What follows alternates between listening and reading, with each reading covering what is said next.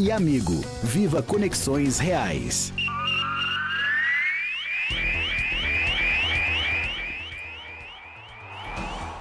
Vamos falar de esportes nesta terça-feira em 102,9 FM em áudio e vídeo para quem nos acompanha em youtube.com/rádio Band Vale FM, todo Primeira Hora Regional, também o Jornal do Meio-Dia, transmitido pela internet no nosso canal do YouTube da Rádio Band Vale FM. Comigo, o eclético Antônio Camo. Tô de volta, não é férias não, Camo. Bom dia para você. Ah, você com essas suas ausências, hein? Mas tá muito bom porque você merece, tem muito trabalho pela frente. Aí, vamos juntos aqui.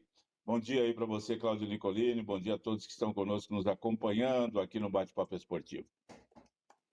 Muito bom. Voltei para falar da semifinal do Mundial de Clubes da FIFA, onde tem um brasileiro. É o Fluminense, o tricolor das Laranjeiras, o melhor do Brasil na competição. Chega entre os 4 melhores do mundo e com toda a pinta para pegar esse Chelsea, que apanhou do Flamengo, mas ganhou do Palmeiras. E o Fluminense, está mais para Flamengo ou mais para Palmeiras, hein, Antônio Camo? Ah, o Fluminense, né? Sou tricolor de coração, sou do time tantas vezes campeão. Nicolini, Muitas. sejamos justos, né? Muitas vezes, ei, Fluminense, de glórias mil. É bom lembrar, né? Eu, pelo menos, você acho que também, a gente não apostava no Fluminense chegando numa semifinal de Copa do Não. Mundo de Clubes, com 32 equipes, 12 europeus. Não apostava. E o atual momento do Fluminense, dos 4 brasileiros, Nicolini, era o que menor inspirava confiança, menos confiança.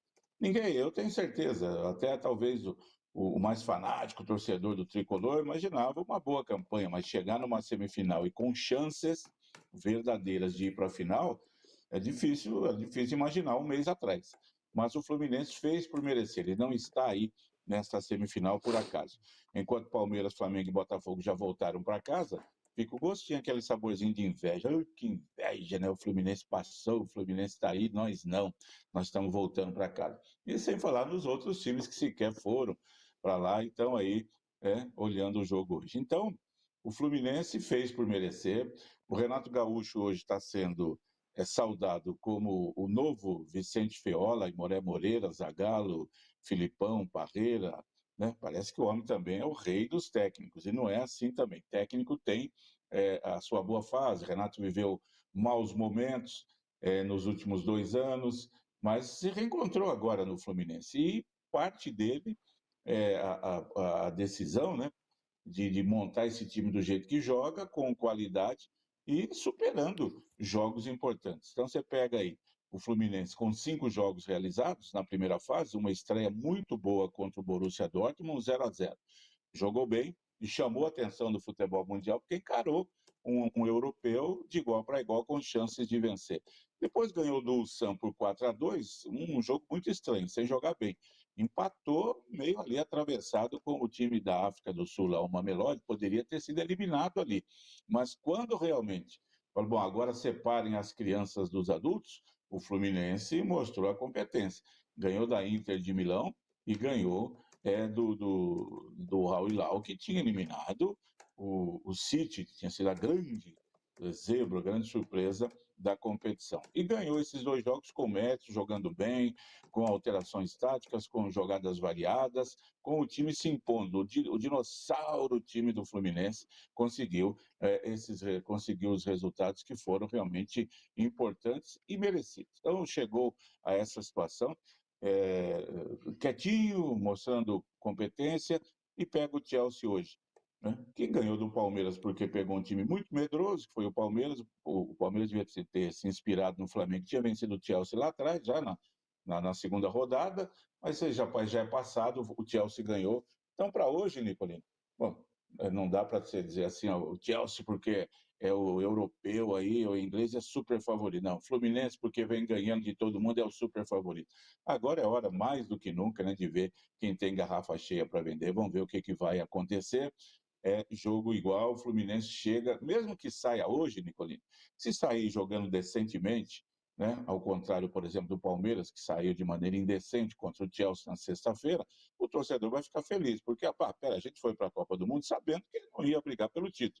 Mas o Fluminense hoje já olha isso daí. Então, se ele perder hoje, mas perder jogando bem, o torcedor vai ficar muito contente, vai receber o Fluminense de braços abertos. Tem que jogar bem, tem que continuar com o ritmo que está fazendo. Perder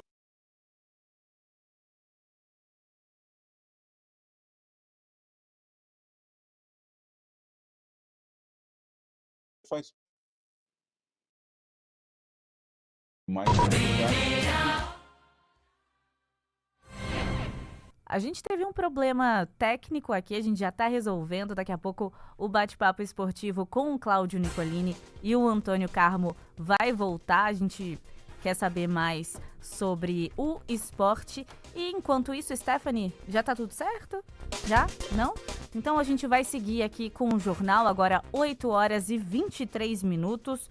Vamos ao noticiário policial, com o feminicídio contra Giovana Silva de Oliveira, de apenas 18 anos. Segundo a polícia, o ex-companheiro da jovem a atraiu, depois a estrangulou até a morte. Ele foi preso neste fim de semana após confessar o crime para colegas de trabalho. O jornalismo da Band Vale falou com a família da jovem, que pediu justiça. O Lucas Rodrigues tem mais informações para a gente, é ele que entra agora para dar mais detalhes sobre esse assunto. Bom dia para você, Carol, para todo mundo que nos acompanha aqui no Primeira Hora Edição Regional. O corpo de Giovana Silva de Oliveira foi encontrado embaixo de uma ponte em Jacareí com sinais de estrangulamento. O ex-companheiro foi preso suspeito de matar a jovem de 18 anos. Segundo a Polícia Civil, ele mesmo procurou a base da PM espontaneamente por ter medo de ser agredido ou linchado por familiares e populares que já o procuravam após o desaparecimento de Giovana durante o final de semana. O jornalismo da Band Vale conversou com a família da vítima. Segundo a mãe, Lenita do Nascimento Silva, a filha já vinha sendo ameaçada pelo ex-companheiro. Eles tiveram um relacionamento de 3 anos. Desde o rompimento, Gabriel vigiava os passos de Giovana. Eles namoraram 2 anos e meio, depois desses 2 anos e meio resolveram casar. Só que depois que casou, realmente a minha filha mudou, ela estava mais diferente. E eu perguntei pra ela, falei assim, mas por que você quer separar? Quando eu fiquei sabendo.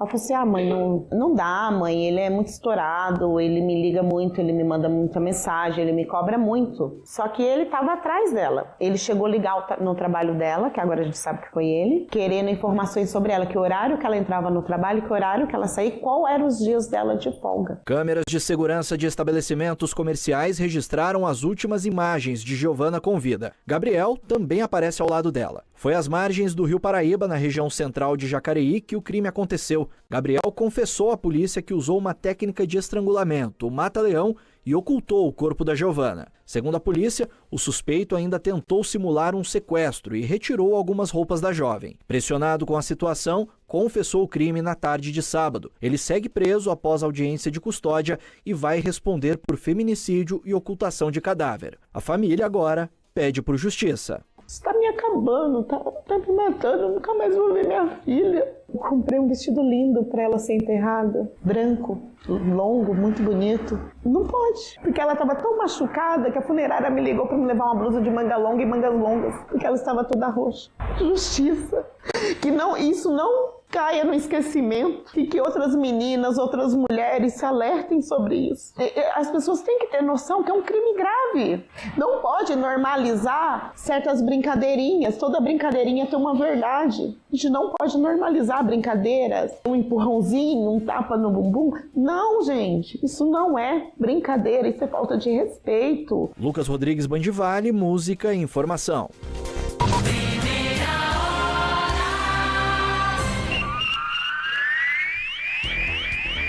Agora 8 horas e 26 minutos e a gente volta com um bate-papo esportivo com Cláudio Nicolini e Antônio Carmo.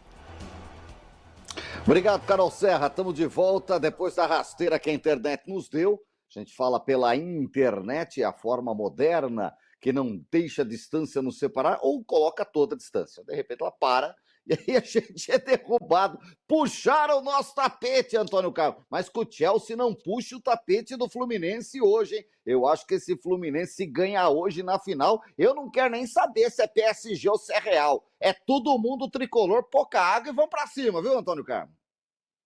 Só para finalizar aqui, Nicolas, chega o Fluminense com todos os méritos, foi para a Copa como o patinho feio dos times brasileiros, o menos cotado, chega com galhardia, jogando bem, mostrando competência, com Renato Portaluppi aí colocando de novo seu nome como um dos grandes técnicos do Brasil. Enfim, Fluminense hoje tem tudo para marcar história. Aliás, já fez história, né? Primeira Copa do Mundo de Clubes, que deu certo, um grande campeonato sendo visto aí pelo mundo inteiro, todo mundo agora vai querer jogar, tenha certeza disso, aqueles que estavam, esse campeonato Apesar, aí, apesar da pressão dos europeus para a data. É fim é, de temporada, é o discurso do técnico do Chelsea. Se não der, é, porque nós não tivemos perna, não deixaram nós descansar. Quando era no fim do ano, ninguém falava marca, nada. marca para o fim do ano, então, mas vai ter. A FIFA atingiu realmente um nível extraordinário com essa Copa do Mundo. Reclamações aconteceram, mas se você for pesar por aquilo tudo que a gente tem visto aí, do mundo inteiro, muito mais elogios do que reclamações, né?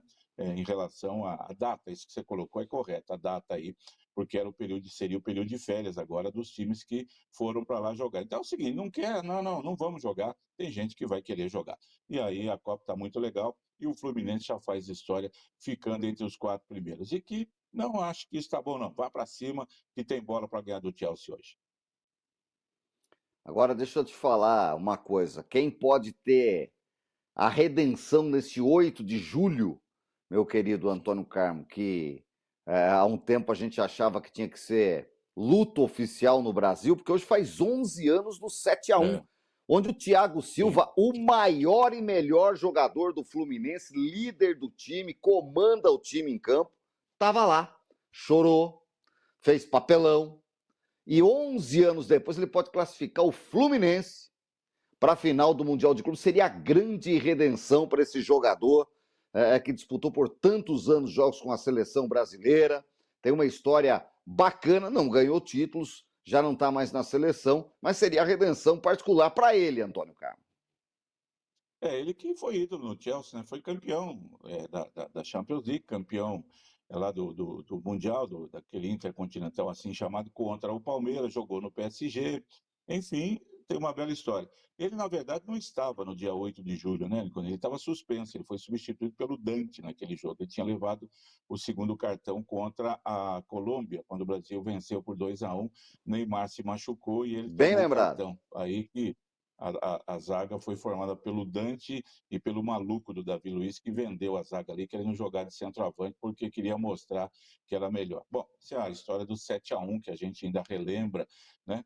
Filipão escalando o Bernard, o menino das alegrias, da alegria nas pernas, que foi a maior furada da vida dele, em vez de povoar o meio-campo, né? Não tinha o Neymar, colocasse mais um jogador no meio-campo, ele dava uma segurada ali na Alemanha, via o que podia acontecer, extrapolou, achou que por jogar em casa, no Mineirão, com a torcida, isso o Filipão, né? Do Atlético Mineiro, tudo ficaria mais fácil, e daí quando terminou com 30 minutos já estava 5-0 para a Alemanha. Mas o Thiago acabou ficando fora, mas fez parte, estava lá apoiando o pessoal, ajudando, né? Ele acabou fora de campo.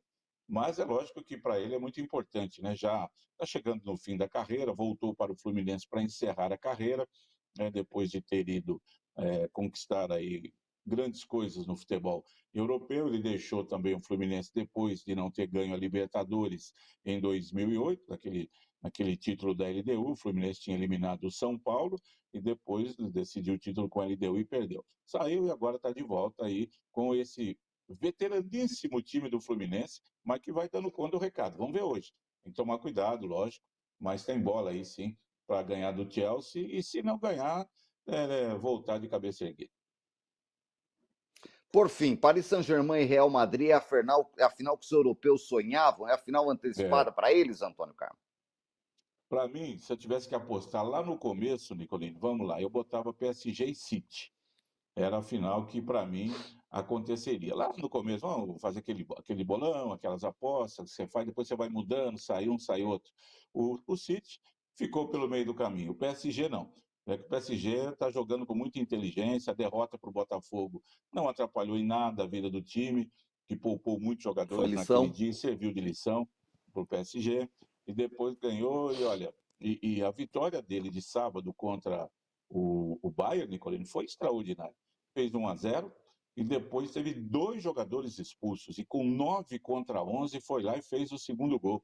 Para mim, o gol mais bonito do jogo, do campeonato até agora. A jogada espetacular do lateral marroquino lá, o Hakimi, que cruzou para o Dembélé fazer o gol. E com 2 jogadores a menos, o Paris se impôs, né, contra o Bayern. O Bayern tinha tido 2 gols anulados, mas muito corretamente impedimentos descarados, não precisava nem ter VAR, nada, nem teve. Teve um pênalti remarcado que também não foi, então não tem do que reclamar. E o PSG se impôs e jogou uma bola extraordinária. O Real Madrid é o Real Madrid, Nicolini, é qual o Fênix.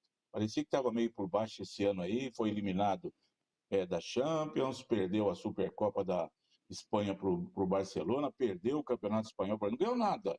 Saiu o técnico, Carlo Ancelotti, aí chega o Xabi Alonso, e aí Rodrigo não está jogando, não sei quem, Mbappé estava machucado, começou ali com um empatezinho, depois foi crescendo, conseguiu uma vitória realmente muito dura contra o Borussia Dortmund. Estava fácil o jogo, 2-0, e nos últimos 5 minutos tivemos uma loucura no jogo, com 3 gols acontecendo, o Courtois salvando o empate do Borussia no último lance. É o Real Madrid. Se vira e mexe, quem é que está disputando o título? Esse Courtois é bom, hein? Esse Courtois é um goleiraço, Antônio Carmo. Ele não, aqui não. O Real Madrid só chegou por causa dele. Né? Já salvou um monte o Real Madrid. Goleiraço, sem dúvida alguma. Está lá firme e forte. E com ele o Real Madrid aí com novos jogadores que chegaram, com jovens que vão aparecendo, né? Com o Mbappé fazendo um golaço, aquela coisa toda. Vai chegando o Real Madrid de novo aí. Vamos olhar o Real Madrid que... você olha assim e fala, o Real Madrid está embaixo, de repente está aí o Real Madrid de novo. Quando ele não está embaixo, quando ele está embaixo, ele é vice-campeão, né? Quando está em alta, é sempre campeão. É um time espetacular. Vamos ver amanhã.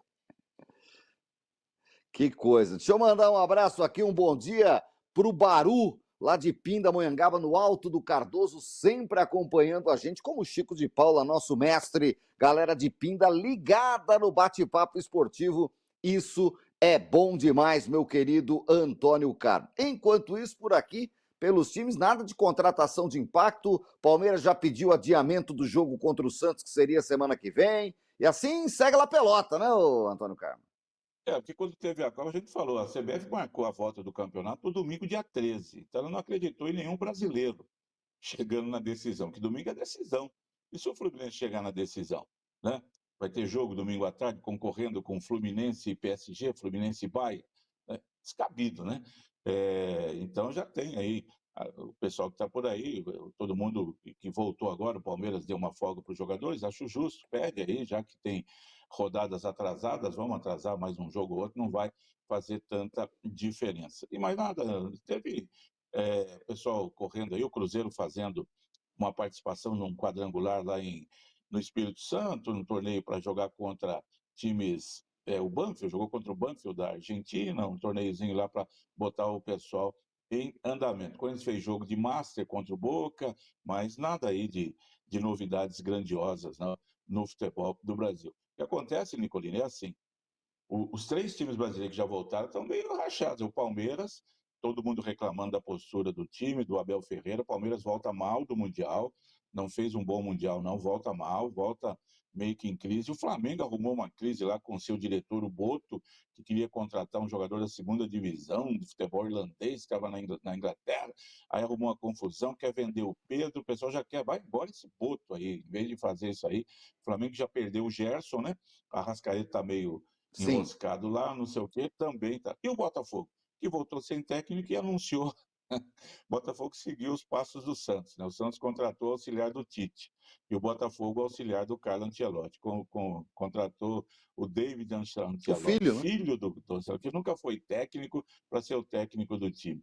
Esse aí é mais... midiático. Como é que é o dono do Botafogo lá? Midiático. O John Textor. Ou ele se consagra agora, Nicolini, como o maior dirigente que já passou no futebol do Brasil, ou não, vai deixar se esse cara chegar e ganhar o Campeonato Brasileiro, a gente para tudo, fala assim, valeu, obrigado, um abraço, né? Vamos embora. É só o John Textor e nada mais, porque é uma contratação absolutamente fora do padrão aí, né? Não dá para entender isso aí. por parte do Botafogo. Esse John Textor aí realmente está, e ele está puxando toda a atenção aí, a mídia, está todo mundo falando, né? Da contratação do jovem filho do Carlo Ancelotti, e depois ainda vai voltar para a seleção, quando tiver jogos, aquela coisa toda. Bom, vamos ver se dá certo aí no Botafogo, mas pegou todo mundo de surpresa. E as coisas continuam aí, cada um no seu quadrado, tentando acertar a vida. Na Série B, hoje o Goiás pode se tornar líder, Antônio Carmo. Ele fecha a De novo. 15ª rodada, recebendo o Criciúma na Serrinha, e se ganhar, chega à liderança, que hoje é do Coritiba, que na sexta ganhou do Volta Redonda de 2-0, tá bom? Tá bom, ontem nós tivemos derrota do Operário, lá do Alex, que começou mal, uma vitória e 2 derrotas comandando o Operário, perdeu em casa para a Chapecoense, lá no confronto sulino, e tivemos também uma surpresa, a vitória do Atlético sobre o América Mineiro no Independência, por 1-0, gol no finalzinho. E o América, então, também perdeu a chance de subir um pouco mais, o Atlético vai tentando sair da zona de rebaixamento. E Goiás e Criciúma, um bom jogo para fechar a rodada. Muito bom. Olha, para fechar o bate-papo, informação, deixa eu dar o crédito aqui para o nosso querido Moacir dos Santos, que em seu blog publicou ontem à noite que a diretoria do Taubaté deve hoje pedir à federação, ainda está no prazo, a mudança do próximo jogo em casa. Qual que é o próximo jogo em casa do Taubaté? É o clássico com o São José, que estaria marcado inicialmente para sexta-feira da semana que vem, às 19h30. E deve mudar, a gente deve confirmar aí até amanhã com a federação, deve mudar para domingo, 3 da tarde. Aí a expectativa é de um público maior, viu que tá difícil jogar contra o frio. Só os pinguins que estão chegando em Ubatuba é que estavam indo no Joaquinzão, viu, Antônio Carmo? Foram 2 jogos com 500 torcedores em cada jogo, é muito pouco, apesar que tem muito mais gente aí do que alguns públicos aí em Araras, em Bauru, em outros lugares. Tem uns jogos aí com 100 torcedores. O torcedor do Taubaté tem sido um herói, porque em sexta-noite, com o frio que está fazendo ver jogo, não é o ideal. Então a diretoria apostou numa época ruim de inverno, não é o ideal, e o jogo contra o São José, num domingo à tarde, sem dúvida alguma, será numa condição bem melhor, né, para fazer. Prova isso é o São José, que jogou 2 jogos às 3 da tarde no Martins Pereira num domingo, 3.000 torcedores num jogo, 2.300 no outro. Então, mostra que é mais fácil para o torcedor. E esse jogo aí vai depender também sempre é importante, mas vamos ver a última rodada do primeiro turno no fim de semana. Taubaté vai a São Caetano, São José vai a Santos, e depois vão se enfrentar. Mas uma boa medida, sem dúvida alguma.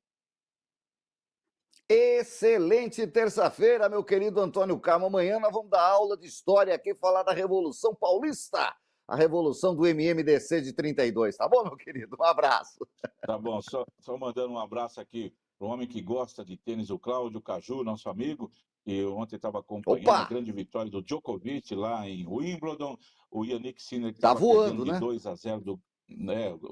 O Djokovic tomou 1-0, virou para 3-1. O Djokovic, o Sinner estava perdendo de 1-0, de 2-0 para o Dimitrov. Dimitrov sentiu uma contusão dura, teve que abandonar o jogo. O Sinner falou: esse jogo aqui eu não comemoro a minha vitória, não. Ele ia perder, acho que o jogo por 3-0 e ganhou, né, pelo abandono. Mas não tem nada a ver com isso. Não tem nada a ver com isso, né? Fazer o quê? O rapaz se machucou. Ele passou. Então, passou, mas olha, né? Com as calças à mão. O Alcaraz joga hoje contra o Norrie, o Djokovic volta amanhã. Vamos acompanhando aí o tênis e o Wimbledon, sempre muito interessante. Um abraço, Carmo. Muito obrigado, Cláudio Nicolini. Para você, aos amigos todos que nos honram com audiência aqui no Bate-Papo Esportivo, uma ótima terça-feira, gente. Até mais. Saia